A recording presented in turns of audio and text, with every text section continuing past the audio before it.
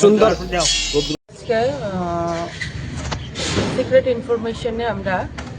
ইনফরমেশনে আমার থানার স্টাফ এখানে আসার পর একটা সাসপেক্ট যার ইয়েতে ছিল ওনারে পাইছে, পাওয়ার পর ওনার ইয়ে থেকে একটা ব্যাগ পাওয়া গেছে। ব্যাগের মধ্যে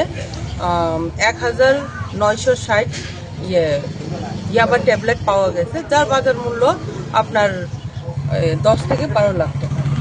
মহিলাটার বাড়ি আপনার